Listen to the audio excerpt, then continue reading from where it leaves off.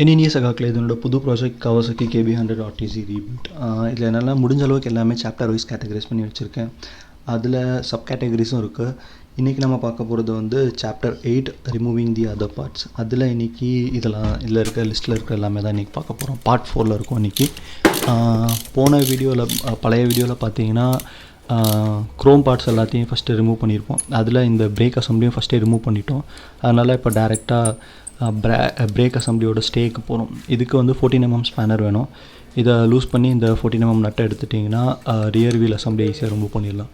இதை முடித்ததுக்கப்புறமா ஆக்சல் நட்டை கலத்தணும். நம்ம இதுக்கு லெஃப்ட் ஹேண்ட் சைடில் வந்து ஒரு ஸ்க்ரூ ட்ரைவரை வச்சு ஹோல்ட் பண்ணிக்கோங்க. ரைட் ஹேண்ட் சைடில் பார்த்தீங்கன்னா 22mm ஸ்பேனர் வச்சு லூஸ் பண்ணுங்கள். இன்னொரு சின்ன டிப் என்னென்னா, இந்த நட்டை மொத்தமாக கலத்திடாதீங்க. எட்ஜ் வரைக்கும் லூஸ் பண்ணி வச்சுக்கோங்க. வச்சுட்டு அப்படியே ஸ்பேனரை வச்சு சின்ன இதை மேலட் வச்சு தட்டினீங்கன்னா அந்த சைடு ஈஸியாக வந்துடும். அப்புறம் உங்களுக்கு ஒரு க்ரிப் இருக்கும் ஈஸியாக ஆக்சல் அசம்பிளி எடுக்கிறதுக்கு. இது முடிச்சதுக்கப்புறமா இந்த நட்டை எடுத்துக்கோங்க. அதுக்கப்புறம் செயின் அட்ஜஸ்டர் எடுத்துக்கோங்க. அப்புறம் ஸ்பேசர் எடுங்க. இது 3 எடுத்ததுக்கப்புறம் லாஸ்ட்டாக ஆக்சல் நட்டை எடுங்க, ஆக்சல் போல்ட் எடுங்க.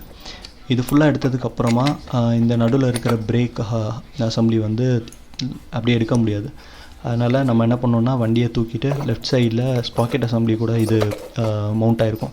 அதை அப்படியே மெதுவாக எடுத்துகிட்டு ரியர் வீல் அசம்பிளி மொத்தமாக எடுத்துருங்க, ஈஸியாக வந்துடும். இது முடித்ததுக்கப்புறமா ஸ்பாக்கெட் அசம்பிளியை ரிமூவ் பண்ணணும். இதுக்கு நமக்கு 27mm ஸ்பேனர் வேணும். இதை லூஸ் பண்ணிவிட்டு இந்த ஸ்பாக்கெட் அசம்பிளியை மொத்தமாக எடுக்க போகிறோம். ஃபஸ்ட்டு வந்து இந்த ஸ்பேனரை எடுத்து ஸ்பேனரை வச்சு 27mm நட்டை எடுத்து முடிச்சதுக்கப்புறமா அதில் வந்து நம்ம செயின் அட்ஜஸ்டர் ஒன்று இருக்கும். அதுக்கப்புறம் செயின் ஸ்ப்ராக்கெட் அசம்பிளி மொத்தமாக இருக்கும். அதுலேயுமே ஸ்ப்ராக்கெட் ரிமூவ் பண்ணுறது, அப்புறம் பேரிங் ரிமூவ் பண்ணுறது, அப்புறம் க்ரீஸிங் எல்லாமே வந்து நம்ம வரக்கூடிய வீடியோவில் ரீஸ்டோர் பண்ணுறப்போ பார்த்துக்கலாம். இப்போதைக்கு இந்த மொத்த அசம்பிளியும் எடுத்து அந்த சைடில் வச்சுட்டு அடுத்தது ரியர் ஷாக் அப்சர்வர்ஸுக்கு போயிடலாம்.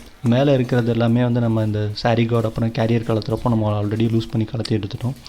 இதுக்கு 14mm ஸ்பேனர் வேணும். மேக்ஸிமம் இந்த பைக்குக்குலாம் எல்லா பைக்ஸுக்குமே மேக்ஸிமம் 14mm தான் இந்த ரியர் ஷாக்ஸை கொடுத்துருக்காங்க.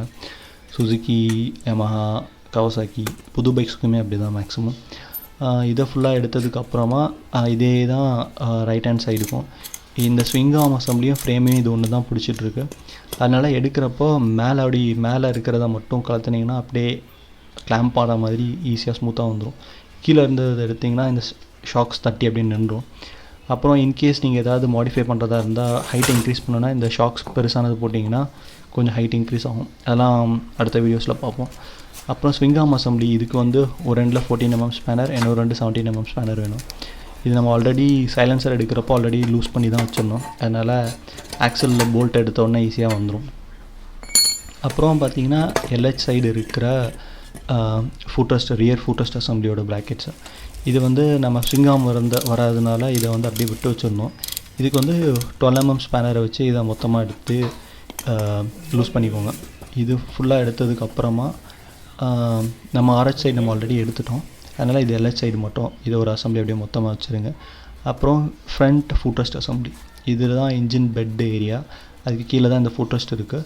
இதுக்கு வந்து உங்களுக்கு 4 12mm போல்ட்ஸ் வரும். 2 ஃப்ரண்ட்டில் 2 பேக்கில் அப்படி வரும். இது கூட தான் அப்படியே சைடு ஸ்டாண்டும் கப்பல் பண்ணி அப்படியே மவுண்ட் பண்ணியிருக்கோம். அதனால் 1 by 1 மொத்தமாக எடுத்துக்கலாம்.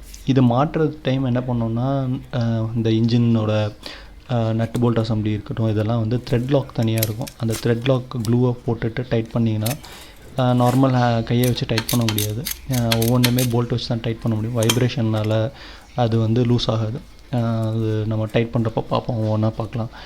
இது ஃபுல்லாக முடித்ததுக்கப்புறமா மெயின் ஸ்டாண்ட் எடுக்கணும். மெயின் ஸ்டாண்ட் வந்து எதுவும் இல்லை, சும்மா ஒரு ஸ்பிட் பின்னை மட்டும் போட்டு வச்சுருக்காங்க. வாஷர் கூட மிஸ்ஸிங் தான் நினைக்கிறேன்.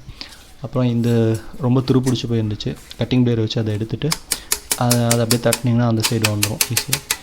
அதையும் ஃபுல்லாக எடுத்துட்டோன்னா மெயின் ஸ்டாண்ட் அசம்பிளி ஈஸியாக வந்துடும். இல்லை அந்த ஸ்ப்ரிங்கை நீங்கள் கலத்தி டைமை வேஸ்ட் பண்ண தேவையில்லை, ஃபஸ்ட்டே அதை லூஸ் பண்ணிட்டோன்னா ஆட்டோமேட்டிக்காக வந்துடும். இது வரைக்கும் ஃபுல்லாக எல்லாமே மெக்கானிக்கல் பார்ட்ஸ் எல்லாமே எடுத்துட்டோன்னு நினைக்கிறேன். இனி அடுத்த வீடியோவில் பார்ப்போம். இந்த வீடியோ அவ்வளோதான். பாய். அது வரைக்கும் பாய்.